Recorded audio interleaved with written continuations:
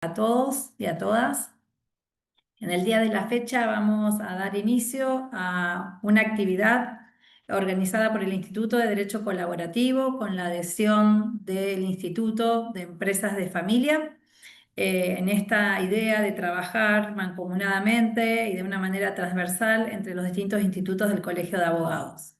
En el día de la fecha vamos a tener el privilegio y el honor de contar con la participación de la doctora Graciela Insaurralde. Y a mero título simbólico y ejemplificativo voy a hacer referencia a algunos de sus actos antecedentes para que tengan dimensión de el nivel de la disertante que hoy nos comparte este espacio. Graciela Insaurralde es abogada colaborativa, mediadora, formadora, integrante del Registro Internacional de Mediadores de Empresas de Familia. Cursó la maestría en Mediación y Resolución de Conflictos.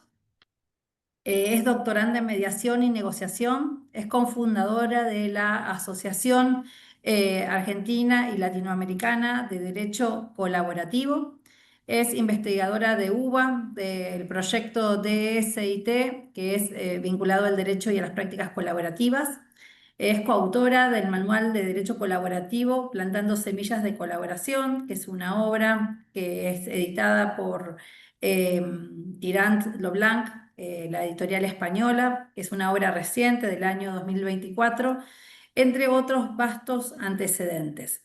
En el día de la fecha, la doctora va a compartir con nosotros algunas nociones vinculadas a estos puntos de conexión que hay entre el derecho colaborativo, las prácticas colaborativas y las empresas de familia. También agradecer especialmente la presencia de los integrantes del Instituto de Empresas de Familia, la doctora Gabriela Calcaterra, el señor Eugenio Rosito y otros de los integrantes que en honor a la brevedad no voy a nombrar. Gracias, Graciela, muchas gracias, Gabriela, Eugenio, y ahora somos acá espectadores de tu participación, Graciela. Bueno, muchas gracias. Para mí es un placer hoy estar con ustedes y poder conversar, más que nada, de dos temas que a mí me apasionan. Una, el derecho y las prácticas colaborativas, y otro, el trabajo en las empresas familiares. Eh, que por ahí pareciera que son dos mundos diferentes. Y sin embargo, lo que queremos mostrar es cómo podemos unir estas dos capacitaciones que podemos recibir y en las cuales nos podemos formar y dar un mucho mejor servicio a los clientes que llegan a nuestros estudios. Nosotros como operadores de conflictos trabajamos, o sea, los operadores jurídicos trabajamos como materia prima con el conflicto. Solo que este conflicto que es natural al ser humano se presenta en distintas ramas del derecho y aún fuera del derecho, porque el conflicto es una cuestión inherente a las personas.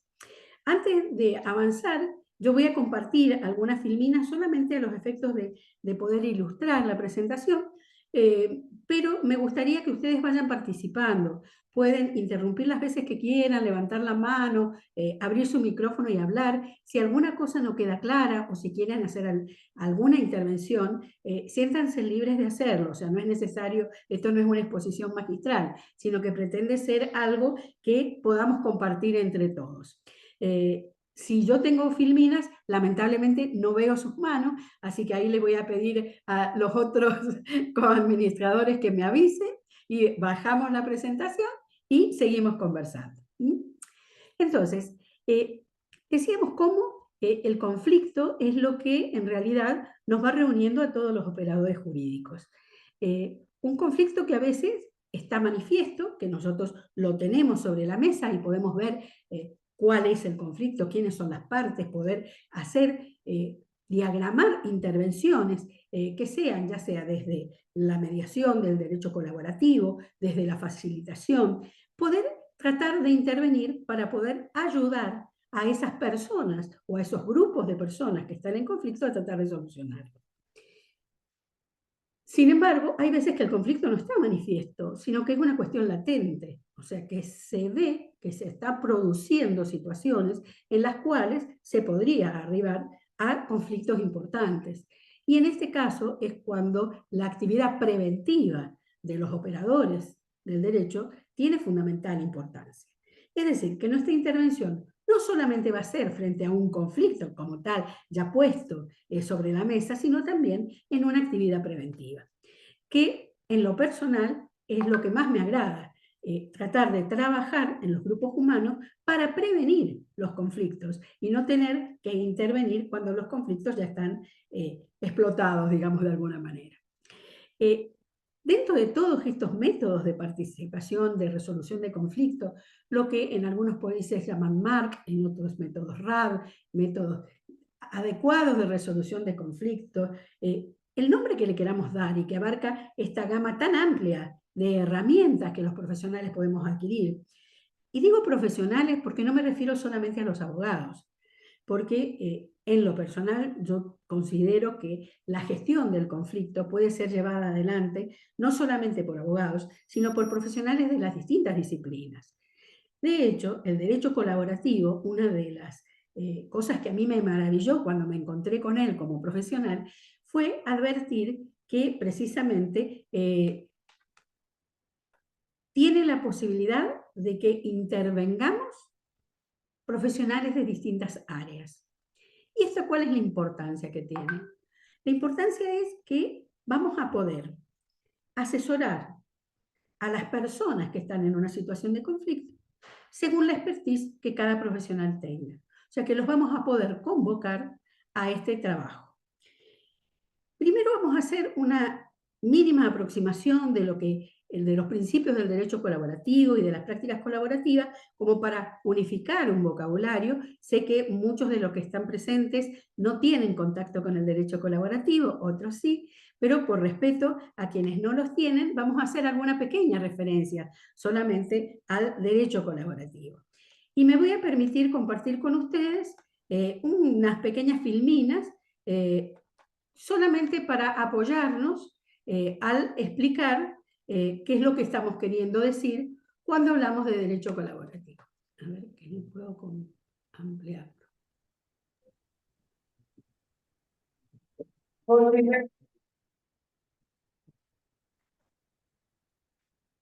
No sé si lo están viendo. Sí, Graciela, ¿podrías ampliar la pantalla, por favor? Me ha quedado superpuesta la parte superior y no me deja ampliarla. Ven un segundo. Ahí está. Ahora sí. Bien, Bueno, gracias. cuando nosotros hablamos de procesos colaborativos, ¿a qué nos referimos? Los procesos colaborativos son uno de los tantos métodos adecuados de resolución de conflictos, así como tenemos, por ejemplo, la mediación, como tenemos la facilitación, que nos permite tratar de llegar a acuerdos entre las personas que están en una conflictiva. Por eso generalmente lo definimos como un particular modo de negociación. ¿Por qué decimos particular modo de negociación? Porque se negocia utilizando la negociación Harvard o integradora o colaborativa, el nombre que le queramos dar, que en realidad no es que se aplica pura, pero la base de la negociación es esa, y como método adecuado de resolución de conflictos decimos que es autocompositivo, porque en realidad no somos los profesionales los que negociamos, sino que son nuestros clientes, son los participantes. En derecho colaborativo, generalmente nos gusta más hablar de participantes y no de partes, porque parte nos hace más la referencia y el ruido a un procedimiento judicial, mientras que acá es extrajudicial absolutamente, y entonces hablamos de participantes. Al igual que la mediación es un proceso voluntario, es un proceso confidencial y es un proceso interdisciplinario. ¿En qué se basa este proceso? En la firma de un acuerdo. En general, no existe a nivel internacional demasiados países que lo tengan legislado. Como excepción a esta regla general, tenemos Estados Unidos, que es a donde nace el derecho colaborativo, y en Estados Unidos sí tienen una ley uniforme que se refiere sobre todo a la materia de familia, pero también existen legislaciones en la mayoría de los estados que agrupa a los profesionales y les da las pautas de cómo llevar los procesos colaborativos en materias comerciales y civiles en general. Esto se fue expandiendo desde Estados Unidos, que es a donde nace, se expande al resto de los países europeos y latinoamericanos. Uno de los primeros países en tener legislación dentro de Europa fue Bélgica, que no solamente lo reconoce como un método adecuado de resolución de conflictos, sino que a través de sus colegios de abogados tienen la nómina de profesionales que están habilitados para poder llevar adelante este tipo de negociación colaborativa.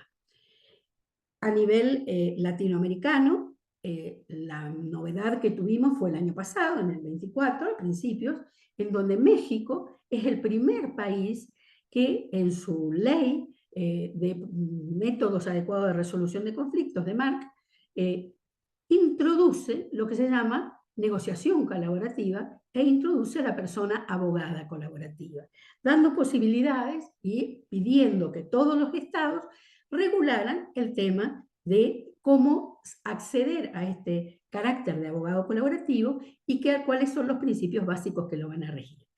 Esto es de reciente reglamentación, por lo cual se están empezando a dar las primeras capacitaciones para los profesionales mexicanos.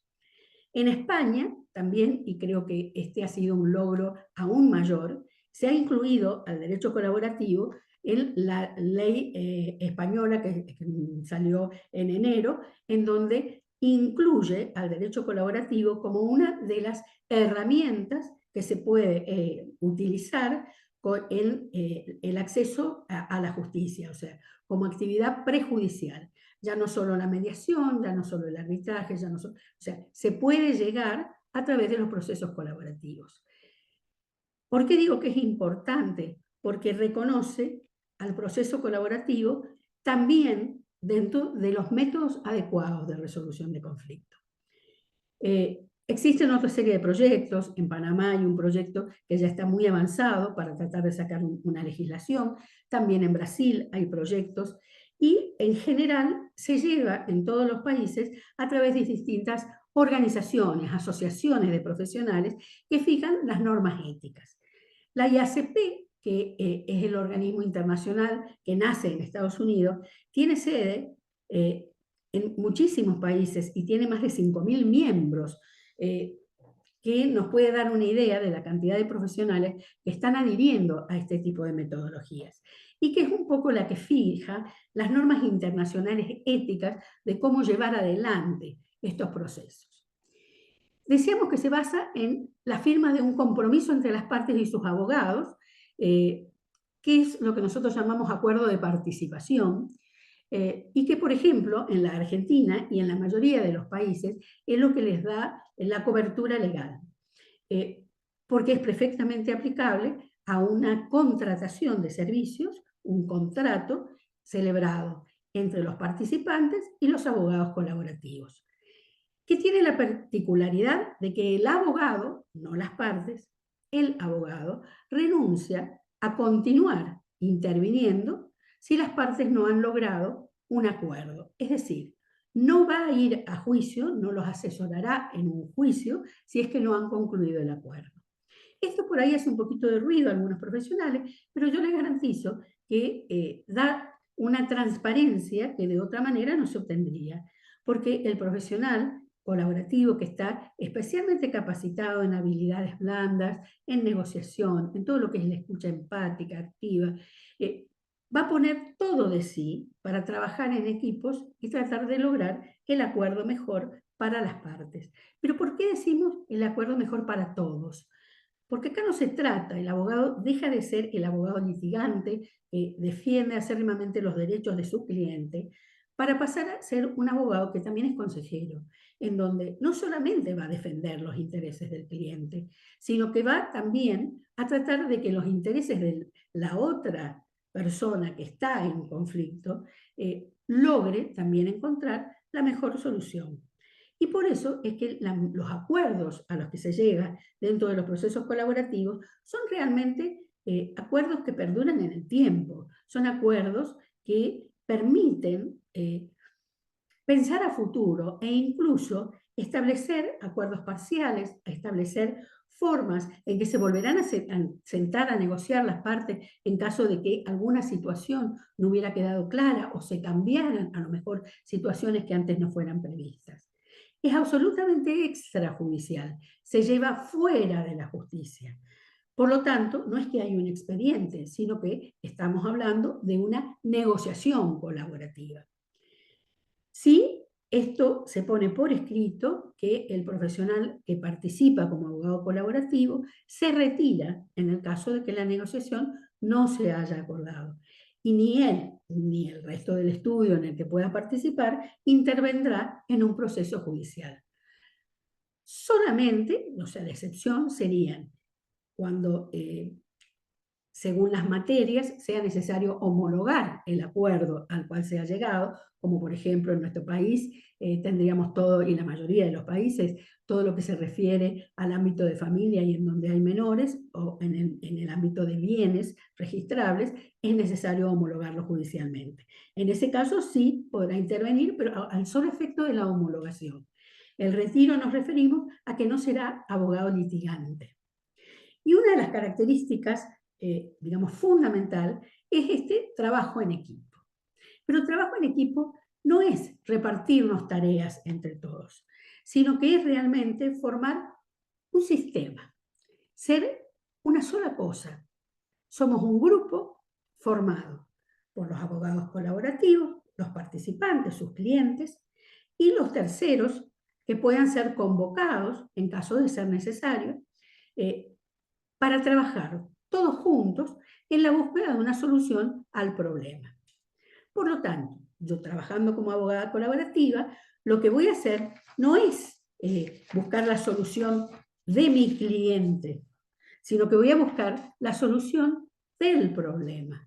Y para eso voy a trabajar con mi cliente, lo mismo hará el otro abogado colaborativo con su respectivo cliente, para ayudarlo a encontrar cuáles son sus verdaderas necesidades, hablamos de una negociación integradora o colaborativa, encontrar sus verdaderas necesidades, ver de qué manera se pueden satisfacer, ver de qué manera podemos también satisfacer las necesidades del otro participante, y cuando hablo de participante no me refiero a una sola persona, porque a veces vamos a estar negociando entre grupos de personas, y ya lo vamos a ver ahora en las empresas, y fundamentalmente decir, trato de poner todo sobre la mesa, hablamos de una negociación con absoluta buena fe, en donde firmamos un convenio de confidencialidad también, y que busca, en general, llegar a un acuerdo que sea sostenible en el tiempo.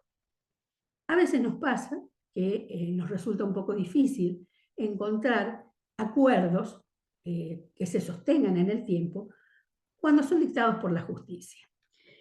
Ustedes, creo que todos como profesionales, hemos tenido ocasiones en las que hemos llevado cuestiones a la justicia porque no han podido ser resueltas de otra manera, y los juzgados resuelven entre aplicar tal o cual norma, y en general tratando de hacer lo más equilibrado posible. Pero esto de lo más equilibrado posible no siempre da la respuesta que los participantes necesitan. Y a veces llega tarde, porque los procesos judiciales son lentos. Entonces, los acuerdos a los que se arriban no siempre le brindan una verdadera solución a las personas. Sé que muchos son mediadores, y por ahí quienes son mediadores y no conocían nada del derecho colaborativo pueden parecerles que son similares. Y sí, tienen mucho en común. De hecho, por ejemplo, la ley mexicana, en la reglamentación, exige que para ser abogado colaborativo, primero se deba ser mediador y después hacer la formación en derecho colaborativo. Y esto es porque se los comparto en este momento. Porque muchas veces los mediadores piensan que es como una especie de derecho colaborativo, le genera una competencia a las incumbencias de los mediadores. Y en realidad no es una competencia, es una colaboración, es sumar herramientas. Y un mediador que suma las herramientas del derecho colaborativo abre totalmente la capacidad de resolución de conflictos. Si tuviéramos que buscar como una de las diferencias, o sea, los acuerdos más importantes que tenemos es que los dos son procesos generalmente extrajudiciales, aunque la mediación la podemos tener dentro de los juicios, pero son extrajudiciales, se llevan adelante voluntariamente, esto es otro elemento en común. También es en común la confidencialidad y la firma de estos acuerdos de confidencialidad, en donde lo que se diga en la mesa de negociación no puede ser utilizado luego en un juicio. Pero lo que fundamentalmente diferencia a la mediación del proceso colaborativo es que en la mediación el mediador es un tercero imparcial que genera puentes de comunicación entre las partes, pero que no puede asesorar. Solamente está para ayudar a que las partes encuentren sus necesidades, también trabaja con una negociación integrativa, colaboradora en general, va a buscar los acuerdos, agrandar las posibilidades, como decimos nosotros dentro de negociación Harvard, agrandar el pastel para poder distribuir mejor las cosas, pero no puede dar asesoramiento y es neutral. En cambio, en el derecho colaborativo estamos hablando de dos abogados. Cada uno es abogado de parte y sigue siendo abogado de parte. Yo como abogada colaborativa defiendo lo mejor posible los intereses de mi cliente. La diferencia está en que el abogado colaborativo no negocia por el cliente. No es la negociación común que los abogados solemos hacer cuando tomamos el teléfono y llamamos a un colega, sino que lo que hace el abogado colaborativo es preparar a su cliente para la negociación. La negociación la llevan adelante las partes, no los abogados. Las partes con el apoyo de sus abogados en una mesa de negociación colaborativa. Y una de las herramientas que para mí ha sido maravillosa es la integración de otras disciplinas.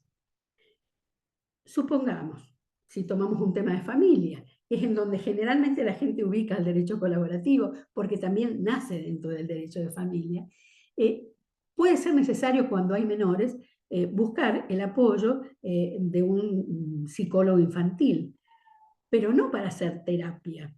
Tampoco es un perito, no es un perito dirimente, sino que el psicólogo que se presenta y es convocado a un proceso colaborativo también está formado en derecho colaborativo para comprender cómo es el mecanismo y lo que hace es brindar un asesoramiento desde su expertise a los participantes y a los profesionales para que logren ellos elaborar un mejor acuerdo, por ejemplo, en lo que se referiría a las necesidades de un niño. Quienes hacen derecho de familia sabrán que muchas veces existe esta discusión de los padres según las etapas madurativas de los chicos, qué es lo mejor, qué es lo peor.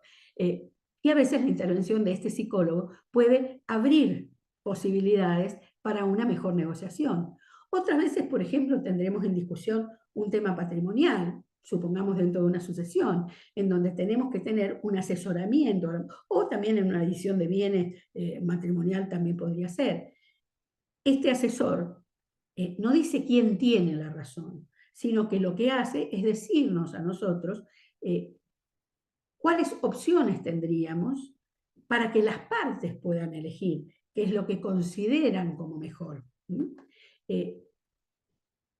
No sé si se alcanza a ver la diferencia que existe entre el perito, que en cierto modo dice tiene razón tal o cual, y la función de un profesional colaborativo con su expertise para determinados temas. Por ejemplo, nosotros tuvimos un caso de resolución de un problema consorcial a través de derecho colaborativo por un tema de filtraciones que había en un edificio y no se lograba dar una solución.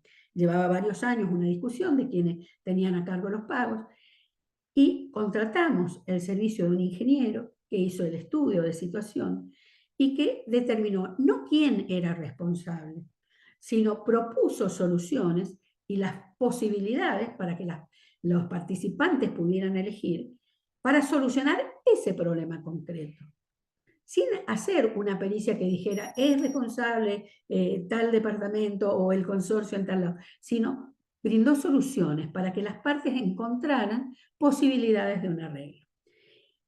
A esto es a lo que nosotros llamamos trabajo interdisciplinario y de equipo, que no es reparto, como decíamos recién, de funciones, sino que es un trabajo mancomunado para tratar de lograr precisamente acuerdos. De todos modos, el acuerdo no es, digamos, lo único que se hace. Ojalá que sea posible llegar a un acuerdo, pero la experiencia nos indica que el solo hecho de haber transitado por este proceso nos ayuda a los profesionales, por un lado, porque nosotros también tenemos que prepararnos, y a los participantes a mejorar su forma de comunicarse, a mejorar sus emociones en relación a este conflicto, también a mejorar esa escucha empática, atenta, para comprender que no necesariamente mis necesidades se oponen a las del otro. Y yo no necesito, como decimos en Argentina, hacer harina a la otra parte para poder amasar un rico pan. O sea, nosotros podemos contribuir entre todos para que los participantes logren mejores soluciones a los conflictos que se les presentan. A ver, no. Les pido que por favor, si algo no va quedando claro o si quieren participar, opinar, preguntar, lo vayan haciendo con libertad, por favor.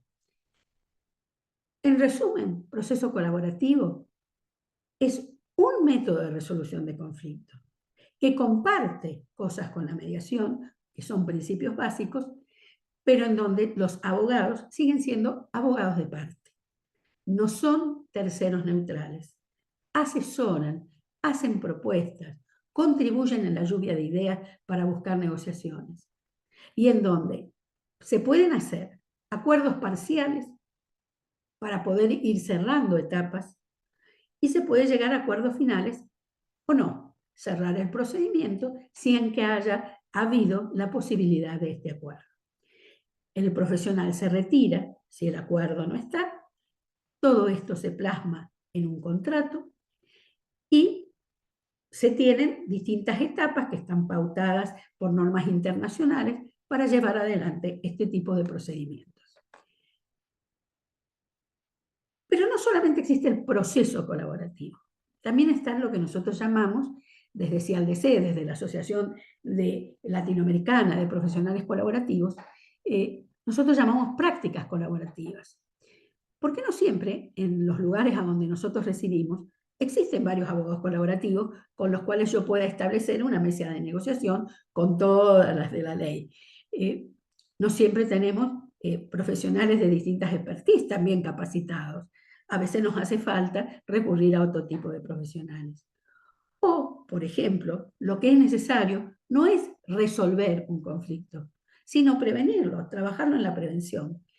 Y a esto es a lo que nosotros llamamos prácticas colaborativas, que es la aplicación de todos estos principios del derecho colaborativo, de la buena fe, de poner todo sobre la mesa, de buscar la solución mejor para todas las partes, esta voluntariedad, este secreto profesional que tenemos, lo aplicamos también en la actividad preventiva. Les pido disculpas para los que conocen el derecho colaborativo si me extendí un poquito, pero sabiendo que hay varios profesionales que no conocen de derecho colaborativo, me parecía importante que pudiéramos fijar algunos elementos básicos para saber de qué hablamos cuando hablamos de procesos colaborativos, de prácticas colaborativas, y ahora sí nos vamos a empezar a introducir en lo que serían las empresas familiares. Yo les decía recién que los procesos colaborativos y las prácticas colaborativas surgen en el derecho de familia, porque generalmente se aplican a donde las relaciones son importantes. Y uno de los aspectos en donde las relaciones son muy importantes son en los temas familiares. No solamente en los derivados de la coparentalidad, de las rupturas de convivencia, sino también en los ámbitos sucesorios, en donde es necesario resolver situaciones que tienen que ver con personas que tienen un vínculo entre ellas y que es un vínculo que se desea mantener a futuro. Pero precisamente cuando comenzó a verse la potencialidad que tenía el derecho colaborativo, que esto, como les dije, surge en Estados Unidos, se vio que era muy útil también en las negociaciones comerciales, fundamentalmente en todos los temas societarios, tanto para la conformación como para la disolución de las sociedades, para la vida misma. Y nosotros nos dimos cuenta la importancia que tenía en el trabajo preventivo también, en el durante, o sea, no solamente en el inicio y en el final, sino que podíamos trabajar con los principios del derecho colaborativo para construir mejores relaciones en el entretanto. O sea, no trabajar solamente en el momento de la construcción y en el momento de la liquidación, sino en este periodo que tenemos en el medio. Esto nos llevó a tratar de ver de qué manera poder aplicar todos estos principios en distintos ámbitos. Yo les puedo decir que, por ejemplo, Panamá es uno de los países que más lo utiliza en el tema comercial. Ellos trabajan mucho el tema societario y se utiliza mucho fundamentalmente en las liquidaciones de sociedades, con excelentísimos resultados en estos momentos. En Argentina, por ejemplo, se está llevando adelante con mucha fuerza en todo el ámbito ambiental, las prácticas colaborativas y los procesos colaborativos en materia ambiental. Y realmente se están teniendo excelentes logros. Existen varios grupos que trabajan, un grupo que trabaja desde la Universidad de San Isidro con el doctor Juan Pablo Neves, por ejemplo, y Pactum, que es una asociación que busca también la solución en problemas ambientales. Y nosotros comenzamos a través de nuestro contacto con IADEF, que es la asociación que agrupa a los profesionales de empresas familiares a nivel nacional e internacional también, que para mí da una capacitación hermosa y que yo los invito a que se unan a esa capacitación. Acá tenemos a Verónica Pino, que es una especialista en el tema y que hace la formación de mediadores para empresas familiares y que se ha creado el registro de mediadores para empresas familiares, pero que también nos da, como les decía yo, como no son actividades contrapuestas, la mediación y el derecho colaborativo, sino que son absolutamente complementarias, nos da una formación que nos permite ver cómo se movilizan las empresas familiares, cuál es la base, de qué manera están funcionando, para poder poner al servicio tanto los procesos colaborativos como las prácticas colaborativas, ponerlas al servicio de estas empresas. No sé si ha quedado alguna pregunta, algún comentario que quieran hacer. Aprovechamos ahora antes de meternos en las empresas familiares. El que quiera abre el micrófono, levanta la mano, como prefiere. Yo tengo una consulta. Buenas tardes a todos. Un gusto y un placer estar en esta clase, esta capacitación. Yo tengo una consulta. ¿Qué pasa si las personas, ambas partes, firman el acuerdo y posterior a eso no se llega al acuerdo en caso de que hayan niños, se proceda a una homologación judicial, digamos? A ver, cuando hay un acuerdo firmado, si es en materia de familia, es necesario homologar, dentro de la legislación argentina al menos. Entonces, lo que hacemos es armar un acuerdo, como estamos dos abogados que estamos asesorando, ambos firmamos digamos, el patrocinio letrado para que ese acuerdo se pueda presentar.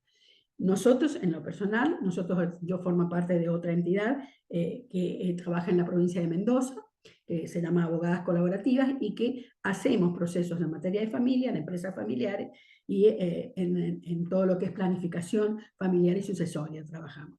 Entonces, estos convenios nosotros los presentamos como abogados a la homologación a los juzgados. Supongamos que solamente se ha logrado celebrar acuerdos parciales y otra parte no se ha logrado celebrar, lo que hacemos es homologar los acuerdos parciales celebrados. Los que no se pudieron llegar a un acuerdo, se hace un acta de cierre, en donde, igual que en la mediación, se deja constancia que tal tema no ha sido posible, digamos, cerrarlo. Argentina, en lo particular, si bien tiene una ley nacional de mediación, no todas las provincias están adheridas. Entonces, por ejemplo, la provincia de Mendoza no tiene ley de mediación, por lo cual, salvo que los convenios hayan sido hechos con el cuerpo de mediadores de tribunales, no sirven, tienen que ser llevados con patrocinio letrado. No son actividades prejudiciales que se puedan hacer en forma privada. Esto es una particularidad de la provincia de Mendoza y de las provincias que no tienen legislación de mediación. En los procesos colaborativos, como hemos dicho, como se trata de procesos extrajudiciales, lo que hacemos es como si llegara cualquier tipo de acuerdo a tu estudio, vos redactás un convenio de lo que las partes lograron acordar y eso se somete a homologación. Lo que no se ha logrado negociar, las partes son libres de iniciarlo judicialmente digamos, en lo adversarial. La diferencia está en que si yo trabajé como abogada en un proceso colaborativo sobre los temas que tienen que ver con esta familia, yo no voy a poder asesorarlos en un juicio contencioso para solucionar los problemas que faltan. Esa es la diferencia. Pero las partes sí, ellos pueden recurrir a la vía judicial para solucionar lo que falte.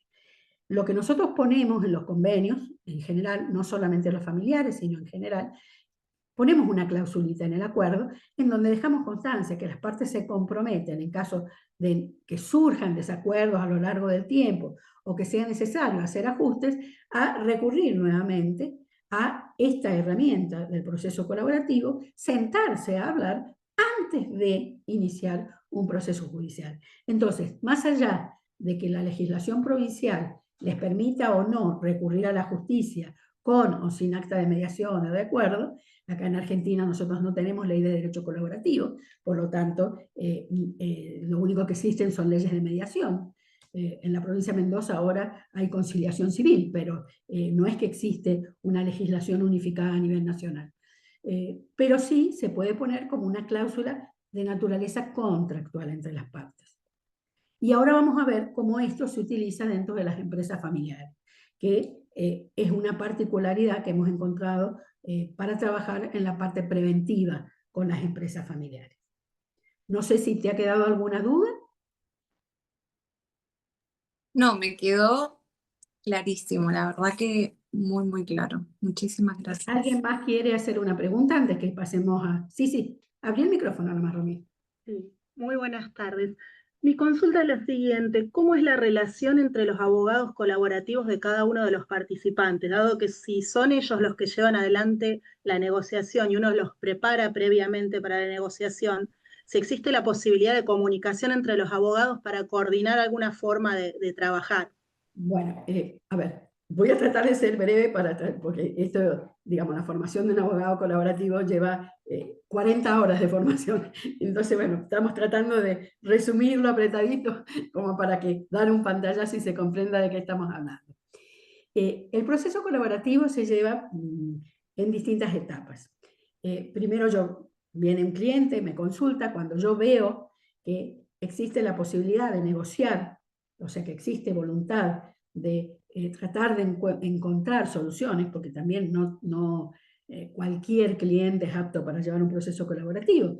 Hay gente que no quiere trabajar de buena fe o que no está dispuesta a sentarse en una mesa a dialogar con la otra parte, o sea que tenemos que ver cuáles son las circunstancias. Si yo veo que mi cliente es un cliente que está dispuesto, le consulto cómo ve a la otra parte. Si me dice que podría existir la posibilidad, yo le doy una lista de los profesionales colaborativos, o sea, de profesionales que están preparados, para que se las pase a la otra parte, al otro participante, que se lo dé para que él pueda elegir y que le explique de qué se trata esto. Si él tuviera un abogado que no es colaborativo, ahí yo me pongo en contacto con ese abogado y le digo mi manera de trabajar y se lo ofrezco para trabajar, si le interesa que trabajemos de esta manera. En ese caso, llevaríamos lo que se llama una práctica colaborativa, porque no son dos abogados capacitados en derecho colaborativo. Pero si el otro abogado acepta negociar de esta manera, es mucho mejor que llegar a un juicio. O sea que sería, digamos, una etapa que mejoraría la calidad de la negociación. En ese caso, yo le explico al otro profesional, si no es un profesional colaborativo, cómo lo trabajaríamos. Entonces, tendríamos una primera reunión en donde lo que hacemos es, digamos, poner sobre la mesa cuáles son los temas que vamos a tratar. O sea, qué cosas se quieren resolver dentro de esta negociación. El orden de prioridades que quieren darle a cada tema, porque hay veces que necesitan resolver un tema antes y otro tema después. Entonces, este orden de prioridades en que trabajaríamos, ponemos por escrito todo lo que son las reglas del procedimiento colaborativo, cómo se lleva adelante, dejamos expresamente claro que ni nosotros ni nuestro estudio seguiría interviniendo en caso de que no se logre un acuerdo colaborativo, y que tendrían que buscar otro profesional. Si ya de entrada vemos que va a ser necesario algún otro profesional que se integre al equipo, nosotros proponemos un listado de profesionales que están capacitados en materia de derecho colaborativo y son las partes las que deciden si los integran o no. Y entonces comienza el proceso, después de esta reunión que nosotros llamamos a 4 bandas, porque están las 4 partes principales, que son los clientes y los abogados sentados en una mesa, firmamos este acuerdo de participación y nos ponemos de acuerdo cuándo será la próxima reunión. En el intermedio, lo que hacemos es trabajar con nuestros propios clientes, trabajar para que ellos puedan comunicarse mejor, para que empoderarlos, en el caso de que sea necesario, para que reconozcan también en el otro, a este legítimo otro, que también tiene necesidades a resolver. Tratamos de posicionarlos en lo que sería, los mediadores hablamos de las MAN, o sea, la posibilidad de cuál sería la mejor alternativa al acuerdo no negociado. De la misma manera que trabajaría un mediador, se trabaja con el cliente, para que el cliente llegue preparado, pero no es que el profesional no va a intervenir. El profesional lo va a asesorar, le va a decir cuáles son sus derechos, cuáles son sus obligaciones, y lo va a preparar de modo tal que también se empiecen a trabajar las emociones, porque según en la materia que estamos hablando, la emocionalidad a veces es muy alta. Entonces, cuando ya medianamente está y las partes lo fijan, se firma una agenda en donde se establecen las reuniones. Siempre se hace reunión cliente-profesional, reunión conjunta, las 4 partes. Vamos relatando la agenda, avanzando hasta donde se puede, según como lo hemos pautado. Después de la reunión de 4 bandas, se hace una reunión de equipo profesional. El equipo profesional comparte, no negocia. Esa es la diferencia. No nos segmentamos a negociar cosas, sino que compartimos. Por ejemplo, yo te diría, muchas veces a mí me ha pasado que me he dado cuenta que estuve mal en alguna intervención. Y le digo, mira, me di cuenta que fallé en tal cosa. Y sí, lo podríamos mejorar de tal manera. O sea, la reunión de profesionales no tiene por finalidad seguirnos negociando entre nosotros, sino que la reunión de profesionales es para ver qué es lo que salió bien y qué es lo que salió mal y cómo podemos ayudar a nuestros respectivos clientes para que mejoren la negociación. Y así se van sucediendo reuniones con los clientes, en banda y de profesionales, las que tengamos pautadas según la cantidad de problemas que hay que solucionar, hasta que se hace una reunión final en donde se redacta el acuerdo al cual han arribado.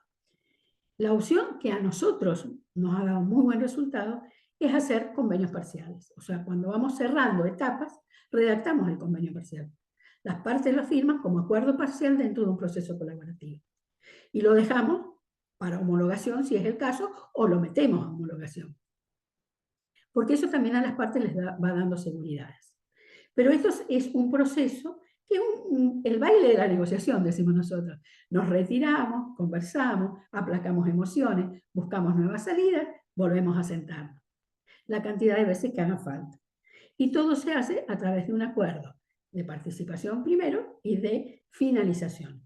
Y si no se logró acuerdo en ninguna de las cosas, se hace un acta de cierre, como se hace en una mediación, el acta de cierre, en donde decimos que estas cosas no se han logrado y que recordamos que por la confidencialidad firmada no podremos intervenir ninguno de los profesionales, ni los que asesoraron, ni los letrados patrocinantes, en un proceso judicial posterior. Ese sería más o menos el mecanismo. Excelente, muchas gracias. ¿Alicia?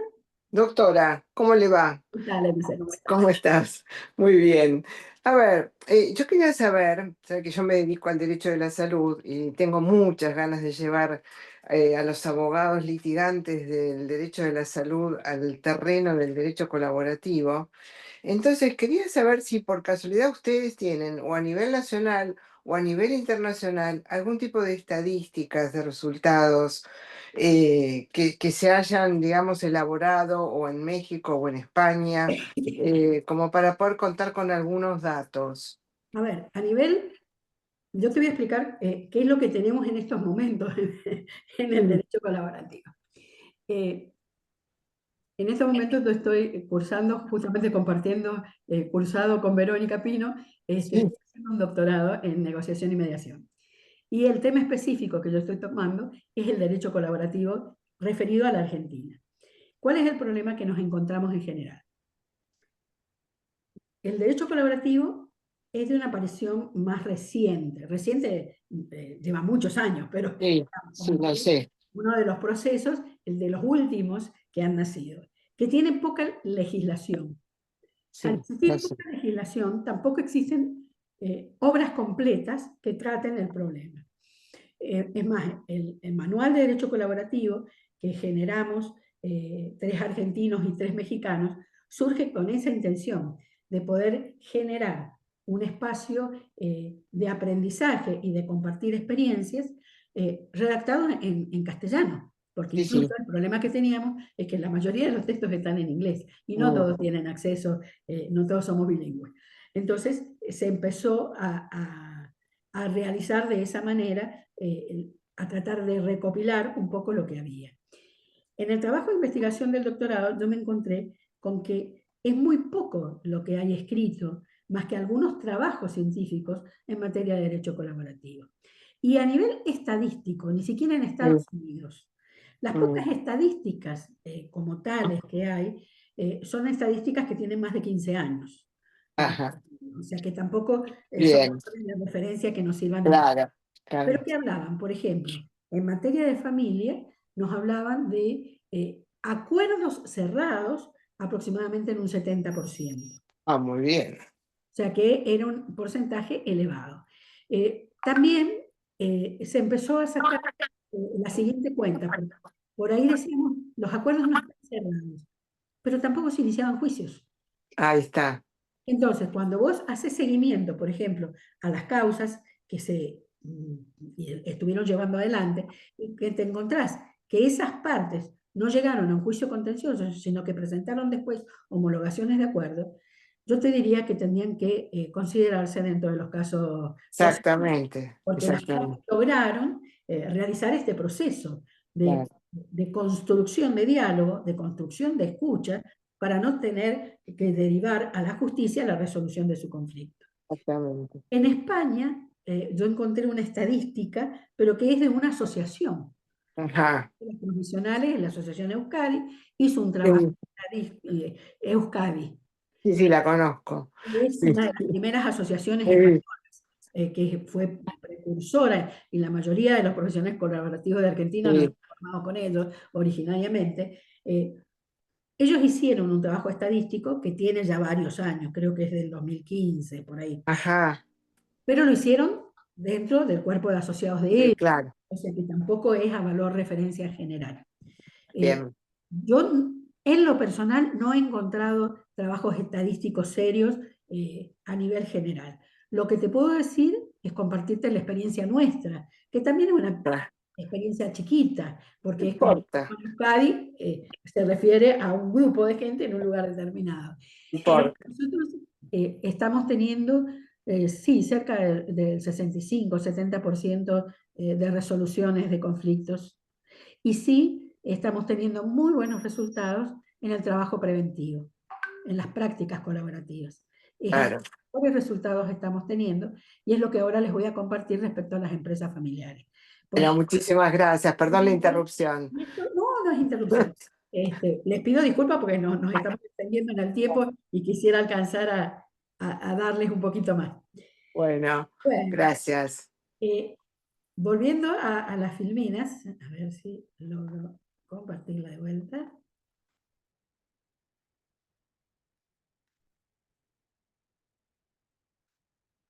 No, estaba abajo.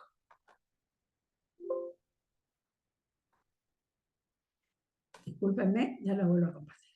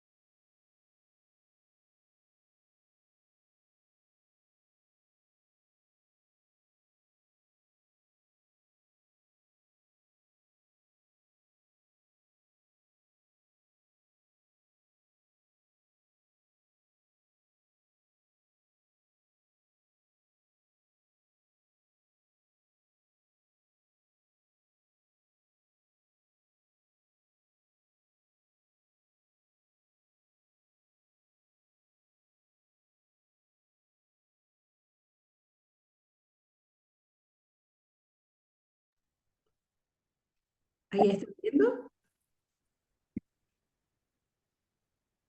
Sí, perfecto. Se ve muy bien, Graciela. Si decide avanzar al Power. Sí se ve. Lo que pasa es que se ha quedado bloqueado, no sé por qué. Se bloqueó, no me deja avanzar.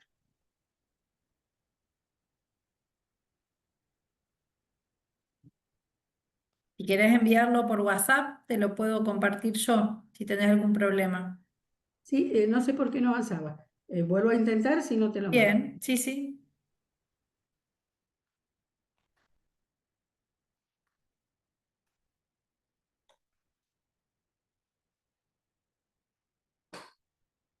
Ahora sí. Bueno, ahora vamos a entrar un poquito a charlar sobre lo que son las empresas familiares. Un pequeño pantallazo, porque en realidad también todo lo que es la formación en empresas familiares requiere varias horas para poder adentrar. Existen muchas definiciones respecto a lo que es una empresa familiar. A mí me gusta mucho una que encontré de Leonardo Glickin, que habla de una empresa familiar como una organización con fines de lucro, cuyos propietarios actuales tienen el propósito de continuidad a través de los miembros de la familia, o sea, a través de las distintas generaciones, ya sea en la propiedad de la empresa familiar, o sea, el capital familiar, en la dirección, lo que sería una empresa de dirección familiar, o en la gestión operativa de la empresa, una empresa de labor familiar.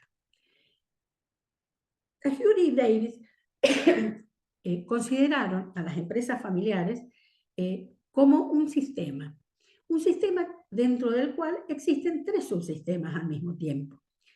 Un subsistema que es el de la propiedad, o sea, quiénes son, diríamos si fuera una anónima, quiénes son los propietarios del paquete accionario. Este subsistema de la propiedad es lo que valora la rentabilidad de esta empresa. Después tendríamos un subsistema que es el de la empresa, que abarcaría todo lo que hace a la conducción, a cumplir los objetivos organizacionales de esa empresa, a hacer eficiente la gestión empresaria. Y finalmente, el tercer círculo que estaría, o sistema que estaría interviniendo en una empresa familiar, sería el subsistema de la familia, que es a donde se dio nacimiento a la empresa y que lo que se busca es mantener las relaciones familiares. Ya de entrada, viendo esto, nos hace ver que cuando nosotros tenemos que gestionar cualquier situación relativa a una empresa familiar, vamos a encontrar múltiples relaciones de conflicto que se podrían llegar a dar. Leonardo Glickin hace un pequeño esquema manteniendo estos mismos tres círculos, diciéndonos que hay miembros de la familia que no forman parte de la empresa, miembros de la familia que trabajarían también en la gestión, por ejemplo, gerenciales, administrativas, o sea, en la parte para gestionar la empresa como tal. Y miembros de la familia que también tienen una intervención patrimonial, o sea, que son dueños de, si fuera una anónima, hablaríamos, por ejemplo, de un paquete accionario. O sea, que estarían revistiendo estas posibilidades.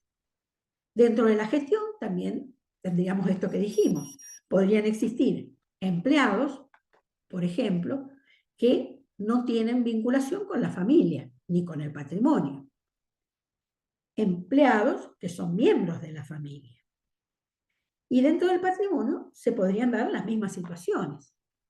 Miembros de la familia que son accionistas, accionistas privados que no tienen vínculo con el núcleo familiar, sino solamente con aportes de capitales, y accionistas que a su vez son empleados de la empresa.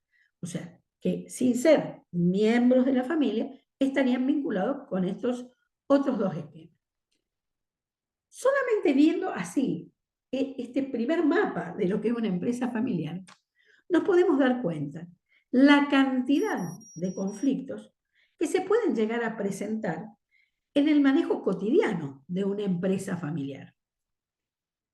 A esto le podemos agregar esto que yo se los he puesto en un grafiquito y que lo vamos a ver muy por arriba, que es cómo tendríamos tres ejes: el eje de cómo evoluciona el negocio, el eje de cómo evoluciona la familia y el eje de cómo evoluciona la propiedad.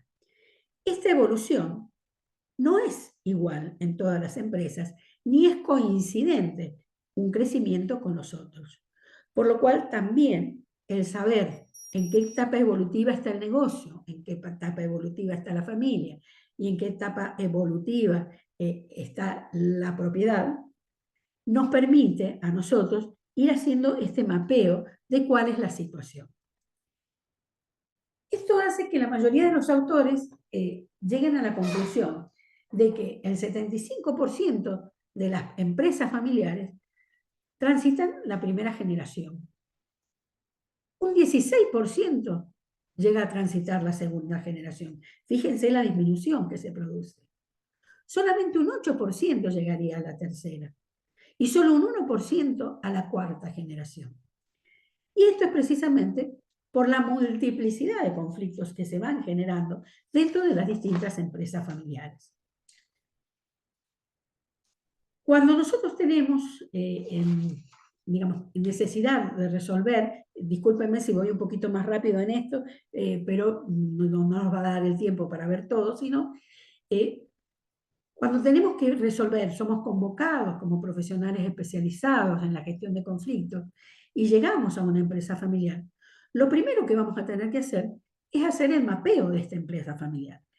Mapeo, como dice Soler, Calvo Soler, es establecer cuál es el conflicto, quiénes son las partes en conflicto, ver qué tipo de vínculo existen entre estas partes, cuáles serían los terceros significativos dentro de esta relación y qué tipo de vínculo tiene con las partes y con el conflicto.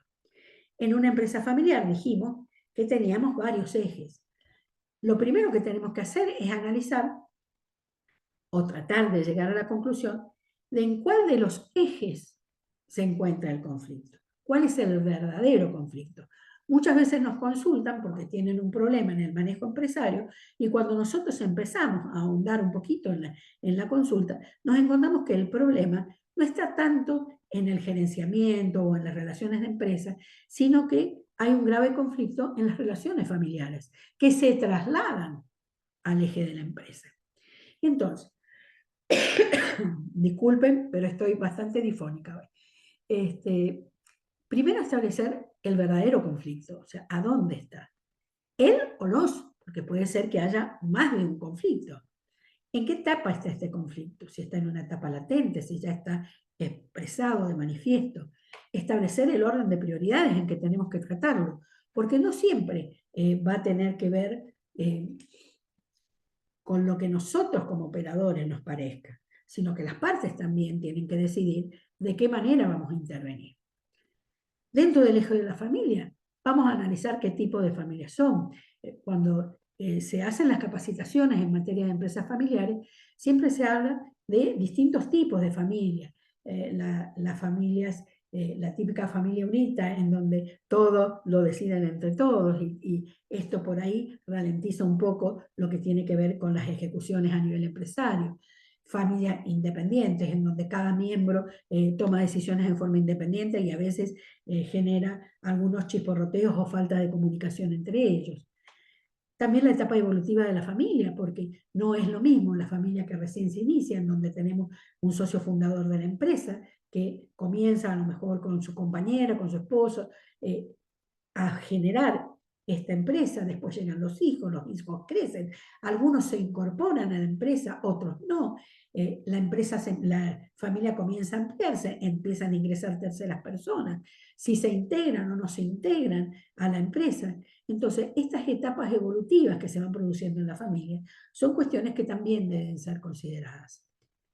Pero también dentro de la empresa, como veíamos hoy, existe también una etapa evolutiva, porque no es la misma la empresa que está naciendo y que está creándose y que generalmente van todas las responsabilidades sobre los hombros de aquel que está creando esta empresa familiar, este socio fundador de la empresa familiar, a cuando la empresa ya ha crecido, se ha multiplicado y comienza a abrir distintas actividades y es necesario también comenzar a delegar. llega también el punto en que este socio fundador, este campeón que empezó a crear esta empresa familiar, comienza el tiempo de su retirada, bien sea por cuestiones de salud, por cuestiones de edad, o a veces por acontecimientos fortuitos, como es un fallecimiento, o aún un divorcio, que requiere establecer cómo va a ser la sucesión de la conducción de la empresa. Y también, dentro de la empresa, establecer qué personas están integrando esta empresa, si son miembros de la familia, si no lo son, a qué generación pertenecen. Y en esto me gustan mucho los estudios que se hacen para ver a qué generación están. No es lo mismo la reacción y las necesidades que siente un baby boomer por una cuestión de edad, de formación, de características, a las que tienen los de la generación Z. Nosotros, como personas adultas, nos es muy fácil ver en la realidad social cómo se comportan los jóvenes y cuáles son las necesidades, cómo a veces saltan de una empresa a otra porque ya no tienen este compromiso que a lo mejor los baby boomers tenían de generar esta empresa, permanecer en ella durante años, ir creciendo junto con la empresa. Los jóvenes a lo mejor no tienen esas mismas necesidades. Y poder establecer la etapa evolutiva de estas personas, establecer las edades, a qué generaciones pertenecen, son todas herramientas que a nosotros nos van a permitir diseñar mejores intervenciones. El mapeo de la empresa familiar, a mi modo de ver, es no solamente un elemento clave, sino es un elemento al que se le debe dedicar el mayor tiempo posible, porque es lo que nos va a dar absolutamente toda la información necesaria para que nosotros podamos saber de qué manera ayudar a esta empresa familiar. También me parece importante destacarles que cuando nosotros estamos hablando de empresas familiares y somos convocados como especialistas en resolución de conflictos o en gestión de conflictos, la que nos contrata es la empresa familiar, no nos contrata la familia. Por lo tanto, nuestro trabajo no va a ser ni hacer una terapia familiar, ni hacer mediaciones o intervenciones familiares, sino solamente aquellas que sean necesarias en función de esta empresa familiar. O sea, a ayudar a esta familia empresaria en el ámbito, en el eje de la familia, pero solamente en la medida que esto se refleja en la empresa familiar. Porque la finalidad de nuestra intervención como profesionales colaborativos dentro de una empresa familiar es ayudarla a superar cualquier escollo que vayan encontrando vinculado a las relaciones dentro de la empresa, que en algunos casos la vamos a tener como, digamos, como resolución de conflictos que ya están sobre la mesa. Pero muchas veces llegamos en la etapa preventiva, que es lo ideal. O sea, trabajar en la prevención de lo que son los conflictos dentro de las empresas. Como veíamos recién, nosotros tenemos en los procesos colaborativos esta etapa exploratoria que les decía. Si vamos a hacer un proceso completo, vamos a hacer un mapeo, nos vamos a reunir los profesionales, por eso ahí decimos reunión de equipo profesional, que va a establecer cuáles son las situaciones que generan un problema, para establecer de qué manera podemos ayudar a los participantes a encontrar soluciones. Y vamos a ir realizando estas reuniones conjuntas y reuniones privadas con las partes que estén en conflicto para tratar de llegar a este acuerdo final. Supongamos que el conflicto esté dentro del marco organizacional, en la parte de la gestión.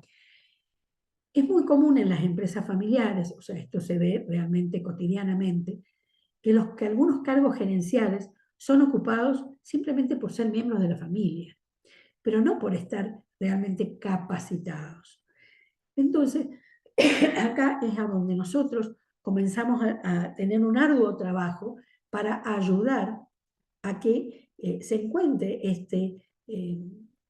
este mecanismo para poder hacer que a los cargos directivos tengan que llegar las personas realmente capacitadas, y en el caso que esto no sea posible, ver de qué manera generamos capacitación para estas personas que están ocupando cargos y que están generando situaciones de conflictos familiares derivados desde la empresa y conflictos familiares que repercuten en la empresa. Una de las, digamos, etapas dentro de una empresa que son más conflictivas y en donde vemos la mayor cantidad de rupturas son en la parte sucesoria, sobre todo en aquellas empresas en donde no se han establecido las reglas claras de cómo será este traspaso de la voz de mando.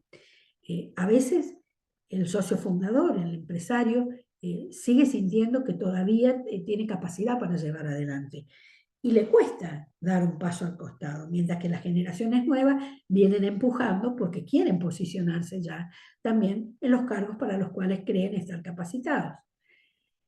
Esto genera también conflictos bastante importantes cuando no se han elaborado protocolos o no se han introducido dentro de las empresas las pautas de cómo se tendrían que hacer.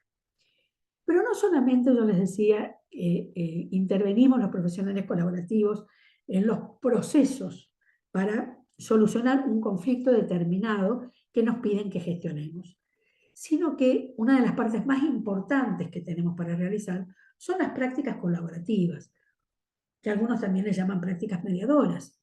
Da igual el nombre que le demos. El sentido es cómo aplicar todos estos principios del derecho colaborativo, de la escucha activa, principios éticos, principios de voluntariedad, de confidencialidad, toda la aplicación de las habilidades blandas o habilidades sociales, como los quieran llamar, según la línea a la que pertenezcan.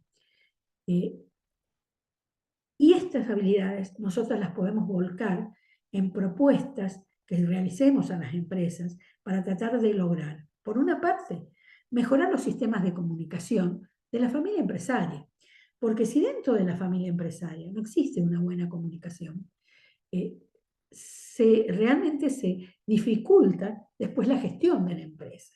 Entonces, hay oportunidades en que primero tenemos que trabajar con la familia empresaria para ayudarlos a generar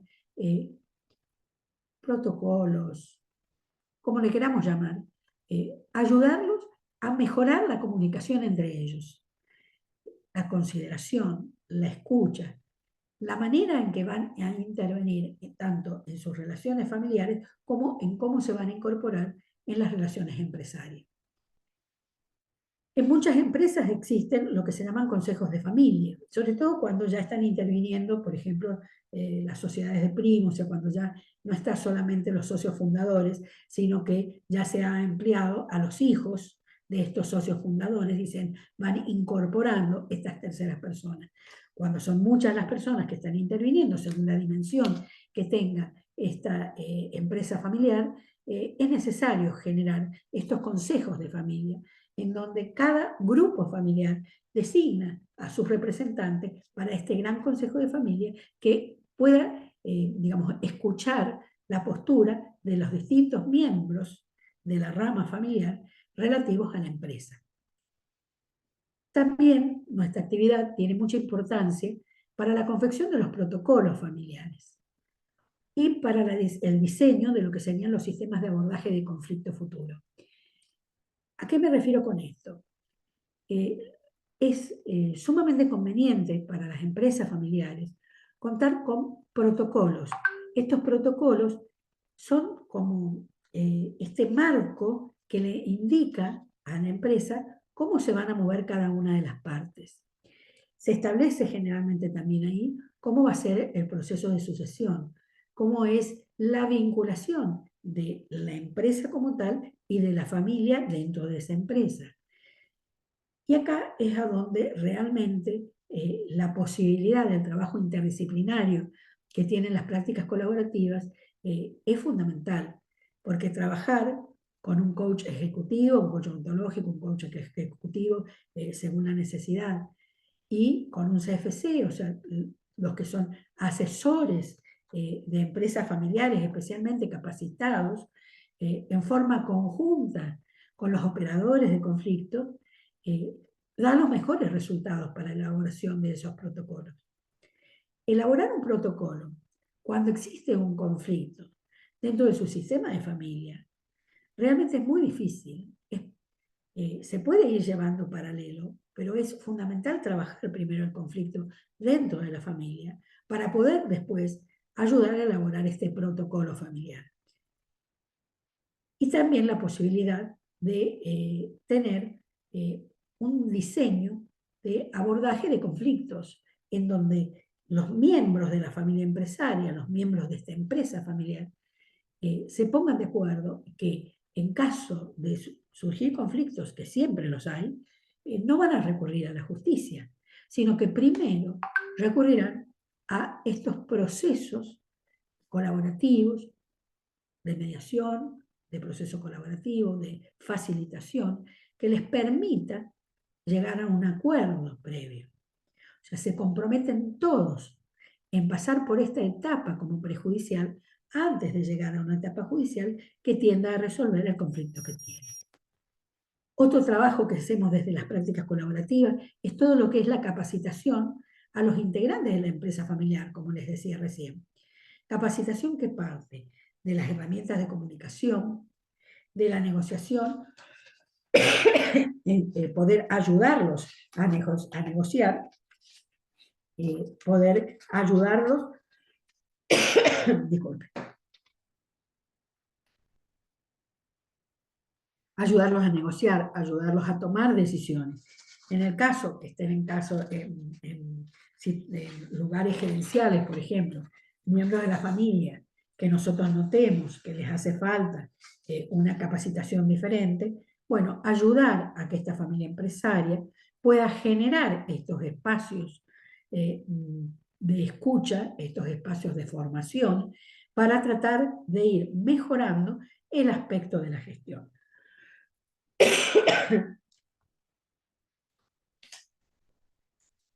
¿Qué es, resumiendo lo que nos parece que es de un gran aporte? Tanto el proceso colaborativo para la resolución de los conflictos que haya, en cualquiera de los espacios de estos tres subsistemas que constituyen el gran sistema que es la empresa familiar, como las prácticas colaborativas, nos permiten que frente a un conflicto que se da siempre, es una realidad inevitable, se pueda haber una gestión eficaz de esos conflictos, una búsqueda de soluciones creativas que permitan rescatar las relaciones de las partes, rescatar las relaciones de la familia y de la empresa, y de esta manera poder contribuir a un crecimiento de este particular tipo de empresas.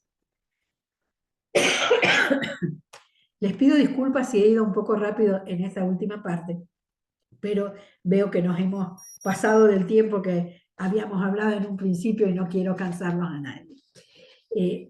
La invitación es, por un lado, a capacitarse en derecho colaborativo, conocer un poquito más en tan poquito tiempo, es muy poco lo que uno puede transmitirles sobre la experiencia que se tiene. Invitarlos a prepararse un poquito más también sobre las particularidades, y me encanta saber que hay un instituto en Rosario que lo hace, las particularidades que tienen las empresas familiares. Muchas veces creemos que cuando hablamos de empresa familiar hablamos de pymes, y no, para nada. Hay multinacionales que son empresas familiares. Algún colega me preguntaba por qué me había surgido a mí el interés en las empresas familiares. Y yo le decía, mira, a ver, yo vengo de una provincia, o sea, no estoy en Capital Federal, estoy en una zona en donde existe mucha actividad industrial, agrícola, y el 90% de las empresas que funcionan en estas áreas son empresas familiares. Tanto las producciones agrícolas, las bodegas, Mendoza es una zona vitivinícola, son todas empresas familiares. Y ver el desarrollo de estas empresas familiares, hasta los supermercados, los grandes mayoristas de los hipermercados que tenemos en toda la zona, son algunas multinacionales pero las empresas locales son todas empresas familiares. Entonces, esto por lo menos a mí me llamó a tratar de introducirme un poco más en el tema de las empresas familiares, conocer un poquito más de cómo funcionan. Yo los invito realmente a que conozcan un poquito del tema y vean cómo se pueden integrar todas las prácticas que nosotros, para las cuales nosotros nos preparamos, tanto como mediadores, como profesionales colaborativos, como facilitadores, se pueden realmente poner al servicio de este tipo de empresas y de otro tipo de empresas para ayudarlos a gestionar, pero sobre todo ayudarlos a prevenir los conflictos que están latentes. Yo les comparto brevemente una pequeña experiencia con una empresa que nos llamaron para tratar de resolver una situación que había, una bodega no muy grande, en la que era un contador que en realidad era un administrador que tenían desde que había salido, iniciado la empresa el socio fundador, y que había visto cómo había sido el desarrollo tanto de la familia como empresario. Sería la persona de confianza que ellos tenían.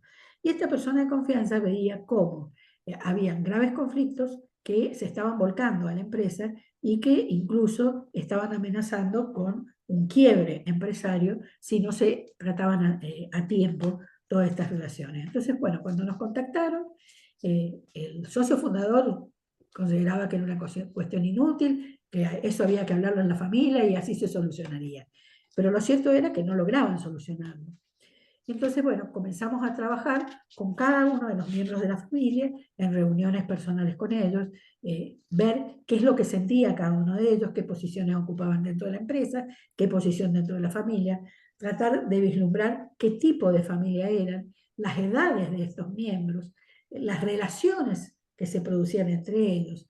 Incluso teníamos la esposa del socio fundador, que no formaba parte de ningún organismo directivo de la empresa, pero era una mater familia, llevaba los pantalones de la relación familiar. Entonces nos dábamos cuenta cómo este tercero, que en realidad no figuraba en los papeles de la empresa, tenía una influencia absoluta en lo que eran las decisiones familiares y empresariales. Y tuvimos que diseñar una intervención que les propusimos a los miembros de esta empresa familiar para ir trabajando paralelamente, porque ellos dijeron, bueno, hay que hacer un protocolo para saber cómo hacer. O sea, ellos habían escuchado hablar del protocolo de empresas familiares y querían que les armáramos un protocolo. Y nosotros dijimos, es imposible que puedan elaborar un protocolo si no mejoran previamente la comunicación familiar para mejorar la comunicación empresaria.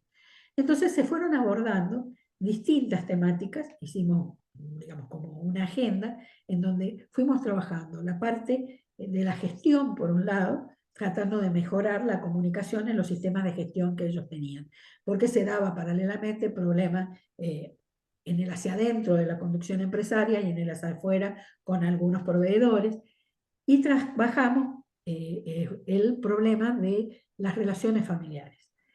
Esto no fue rápido, fueron varios meses de trabajo en las distintas áreas, y recién cuando logramos establecer una mejor comunicación con las partes, les propusimos hacer una agenda de trabajo con un CFC, con un asesor de empresas familiares certificado, para poder elaborar este protocolo para esta familia empresaria, y a partir de la elaboración de ese protocolo, que llevó casi un año terminar de elaborar todos los aspectos del protocolo, poder encontrar la mejor manera de conducirse. Pero al mejorar la relación de comunicación de los miembros de la familia, mejoró la calidad de gestión empresaria. Porque es un poco lo que les decía al principio. O sea, es un sistema en donde si está enfermo uno de los subsistemas, influyen los demás. Entonces, si hay pus en el sistema familiar, esa infección se traslada a la gestión. Y si hay problemas graves de gestión, termina repercutiendo también en las relaciones familiares. Entonces, capacitarse, no solamente en herramientas de gestión, yo creo que no solamente conocer el derecho colaborativo como tal, la mediación, la facilitación, sino capacitarse en habilidades blandas es fundamental. Si los profesionales no cambiamos nuestra manera de ejercer la profesión, difícilmente podremos ayudar a las personas que vienen a la consulta a nosotros, porque los primeros que tenemos que cambiar somos nosotros. Cambiar nuestro modo de ejercicio profesional, mejorar nuestra mirada hacia el derecho. Porque lo que les decía al principio, no siempre hablamos de encuentro, digamos, de lo permitido con lo no permitido y que se tenga que buscar una solución legal. A veces vamos a estar en un conflicto en donde tenemos permitido versus permitido, porque las necesidades de las dos partes están dentro del derecho. Y lo que van a tener que encontrar ellos, de qué manera pueden tratar de mejorar la situación de las dos partes para que los acuerdos que puedan hacer sean sostenibles en el tiempo.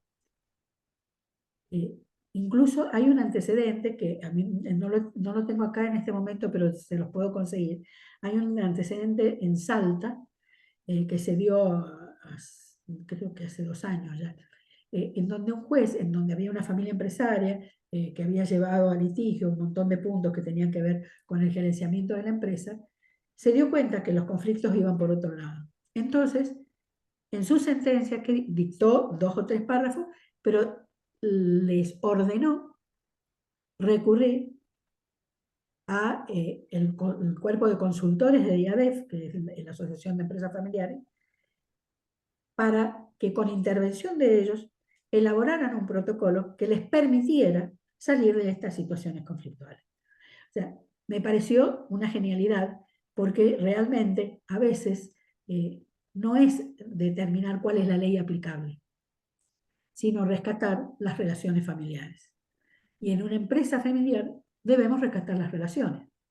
Y ahí es en donde los operadores de conflicto tenemos que intervenir. No sé si quieren comentar algo, hacer alguna pregunta. Disculpen si he ido un poquito rápido, pero cuando vi cómo habíamos avanzado en la hora, traté de apurarlo un poquito.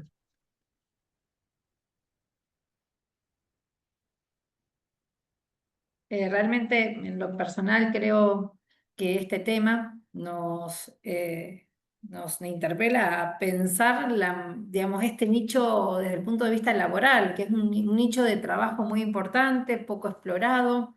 Si bien hay muchos abogados que trabajan, digamos, y son abogados de empresas de familia, no trabajan desde este lugar, ¿no? Desde el derecho colaborativo, desde sus valores, desde sus principios, que no deja de ser una mirada más holística de lo que es la empresa familiar, ¿no? No se queda solamente quizás en el tipo societario o en algún conflicto jurídico específico, sino que, digamos, cala mucho más profundo. Sí, tal Entonces cual. creo que ahí está el desafío y está esa grieta por donde nosotros podemos empezar a explorar este espacio de trabajo. Los protocolos de familia realmente son importantísimos y creo que formarnos justamente en prácticas colaborativas, en derecho colaborativo, participar de estos espacios nos permite esto, seguir sumando herramientas para poder abrir nuevos horizontes a un ejercicio de la profesión que si muchas veces, digamos, estamos anclados en por lo menos en este Zoom, sé que hay muchísimas personas que están como agobiadas del litigio, agobiadas de la confrontación. Entonces, el derecho colaborativo, las prácticas colaborativas nos dan en estos aspectos, en las empresas, que también sabemos y tenemos que ser muy honestos, que se vinculan directamente con lo patrimonial, ¿no? Con las consecuencias patrimoniales. Lógicamente que hay muchos abogados que trabajan este tema y lo ven desde un punto de vista netamente económico. Acá la mirada estaría puesta desde otro lugar, en la persona, como el centro de tutela, ¿no? De las relaciones familiares y empresariales. Yo particularmente te agradezco muchísimo, Graciela, por esta participación, por este tiempo. También hacerles saber a los asistentes que tenés escrito un artículo muy interesante dentro del marco de un libro sobre este tema, al que también Es de acceso público. Les es de aclaro, no acceso. no necesitan comprarlo. Si ustedes quieren, se lo comparten, porque es un libro que salió desde la UCI, desde la Universidad de San Isidro, en donde hay varios temas de derecho colaborativo, y uno de ellos es el tema de las empresas familiares. Sí, justamente, bueno, te iba a preguntar si estábamos habilitados para Sí, sí, compartirlo, sí, se lo sí, sí. vamos a hacer llegar a la gente del instituto, particularmente los que están en el WhatsApp del instituto y aquellos que también quieran dejar sus datos, podemos reenviárselo por mail, aquellos que no formen parte del grupo de WhatsApp. Sí, Guillermina, tenemos un grupo de WhatsApp en el instituto del Colegio de Abogados. Si querés, dejanos tu número de contacto y te sumamos. Todos aquellos que quieran ser parte de este grupo de WhatsApp pueden enviar sus datos y en lo que va de hoy y mañana vamos agregándolos. Ahí Sí, quisiera el doctor responderle a Horacio Jorge. Hernández estaría levantando la Después le mano. quisiera responder a Jorge, que ha hecho una pregunta por WhatsApp. Ah, bien, Sí, buenas tardes. ¿Me escucha? Sí, estimado perfecto. Horacio, qué placer escucharlo. Está en México el magistrado. Ah, saludo, soy juez y mediador y los saludo desde Guadalajara, Jalisco, México. Primeramente, felicitarte, Graciela, compartirles en unos segundos que el tema de la negociación colaborativa y tu tema de la empresa familiar, también en el derecho a las prácticas colaborativas, está teniendo un impacto muy fuerte en México.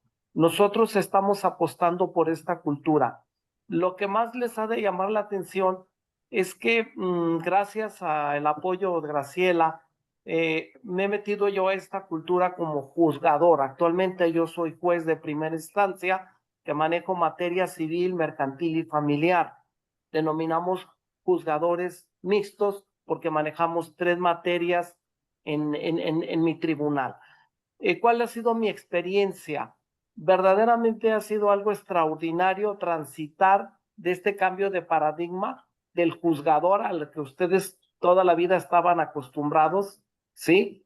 Aplicar la norma para castigar y donde no llegara a las cuestiones sensibles como lo es los mecanismos alternativos y sobre todo esta figura nueva que están promoviendo, derecho colaborativo, negociación colaborativa, que les vuelvo a repetir, a quienes estamos ahorita en este grupo como mediadores, a quien esté como facilitador, con cualquier área que se esté desempeñando, que la conozcan. Abre una puerta gigantesca a un acceso a la justicia, porque es un acceso a la justicia de manera diferente. Quise saludarlos, agradecerles la invitación y quedo aquí a sus órdenes desde Guadalajara, Jalisco, México. Gracias, Graciela. Gracias, magistrado, por estar. La verdad es que es un placer cada vez que lo escuchamos. Bueno, Muy amable, gracias. respondiéndole a Jorge, yo formo parte de una asociación civil, de la cual acá hay varios miembros, que se llama CIALDC. CIALDC es una asociación civil de derecho colaborativo que nace en la Argentina, pero con una visión latinoamericana. Ya tenemos embajadores en México y en Colombia y próximamente en Venezuela y Perú. Es asociación de profesionales, el derecho colaborativo se hace crecer y se difunde a través de las distintas asociaciones profesionales, tanto en Europa como acá en América en general. La CIALDC tiene en estos momentos, está redactando un convenio de colaboración con la agrupación de derecho colaborativo que aúna a todos los países de Europa. O sea que tiene una movilidad muy importante, está naciendo recién, somos muy jovencitos, nos formamos en el 2024 por iniciativa de profesionales de todas las provincias que queríamos hacer algo que nos reuniéramos. Y una de las primeras cosas que estamos haciendo es hacer la formación en derecho colaborativo para que sea accesible a los profesionales, sobre todo argentinos, que tenemos a veces tantas dificultades para poder acceder a capacitaciones en el extranjero. Se van a estar dictando capacitaciones ahora, algunas intervenciones en agosto, que yo les comentaba que van a ser libres, salen en todos los medios de difusión, y también se van a estar dictando capacitaciones para ser abogado colaborativo. Yo los invito, se tienen que asociar. Hasta fin de año no hay cuota para asociarse. Ya el año que viene la asamblea fijará porque existen ciertos costos de mantenimiento. Pero sí al DC se llama. Si los buscan en las redes, en Instagram, en Facebook, tenemos espacio. Pueden pedir asesoramiento ahí, pueden pedir integrarse a la sociedad y capacitarse a través de ellos. Y respecto al derecho, Gracias. ¿cómo se llama?, de empresas familiares, para mí una de las mejores entidades formadoras en la Argentina es IADEF, que es el Instituto de Empresas Familiares, que capacita a mediadores especializados en empresas familiares y a asesores que hacen toda la capacitación para hacer los protocolos, o sea, el asesoramiento más gerencial. O sea, trabaja en la parte de prevención y resolución de conflictos y en la parte de gerenciamiento. Esas serían como las entidades que para mí son de mejor calidad a nivel local.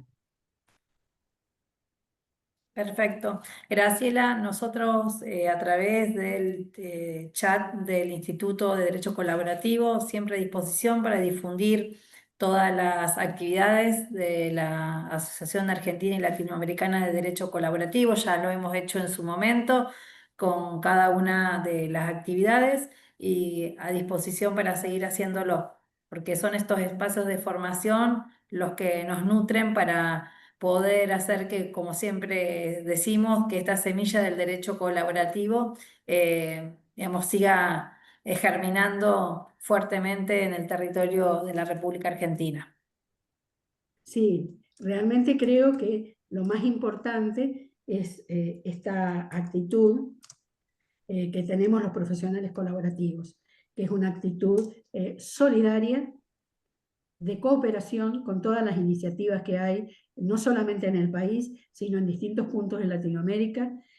Todo el material con el que nosotros contamos, como por ejemplo este libro, que logramos que se hiciera de difusión abierta a través de una universidad, trata distintos temas de derecho colaborativo y les pido que lo compartan porque realmente es un material bonito como para que esté al alcance de todos. Ahí les puse en el chat la Asociación de Derecho Colaborativo. Si ustedes la buscan en las redes, es sí al DC, sí al derecho colaborativo. Sería. Es Asociación Civil Interdisciplinaria Argentina y Latinoamericana de Derecho Colaborativo, que tiene personería jurídica. Estamos trabajando con un muy lindo grupo. Hasta fin de año no tiene costo de asociación y es abierta a la participación. Las capacitaciones son de muy bajo costo, incluso si algún profesional no puede pagarla, existe un sistema de becas para profesionales, sobre todo los que recién comienzan, porque la idea es compartir espacios en donde podamos difundir el derecho colaborativo, que la gente comprenda que existe, la utilidad que tiene y que implica un cambio de ejercicio profesional. Es un cambio, como decía Lorena recién, es este cambio de paradigma, ejercer la profesión no desde la destrucción del otro, sino desde el acompañamiento, el crecimiento, que tiene que empezar por nosotros como profesionales. Les agradezco este espacio, cualquier duda pueden pasar mi correo electrónico, no hay problema, me encuentran como Graciela Insaurralde en las redes también o en LinkedIn, y abierta a colaborar con quien lo necesite. Bueno, la verdad, Graciela, nuevamente darte el agradecimiento a través de mi persona, de todos los integrantes del Instituto de Derecho Colaborativo y de las autoridades del Colegio de Abogados. Gracias por tu generosa y desinteresada colaboración y seguimos tejiendo redes para hacer cada día más fuerte el derecho colaborativo. A todos los asistentes, muchísimas gracias. Acabamos de copiar toda la información vinculada a los datos personales de ustedes para hacerles llegar el material, para integrarlos al grupo de WhatsApp y también para circular la información que tengamos vinculados a esta temática.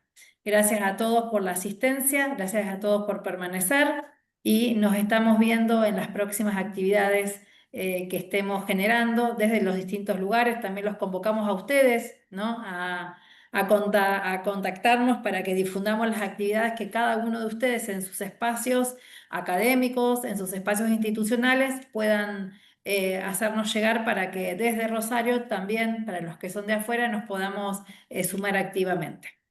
Nos vemos prontamente.